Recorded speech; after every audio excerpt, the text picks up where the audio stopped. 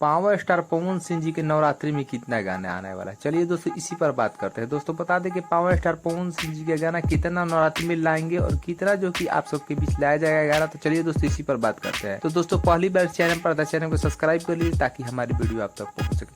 दोस्तों बता दें कि पावर स्टार पवन सिंह जी गाना जो कि अभी बहुत सारे शूट कर रहे हैं, वहीं पर बात करें नवरात्रि के गाना भी शूट कर रहे हैं। दोस्तों बता दें कि वर्ल्ड वाइड रिकॉर्ड से जो कि गाना शूट कर लिए गए, इसका ऑडियो वीडियो पूरा कंप्लीट है।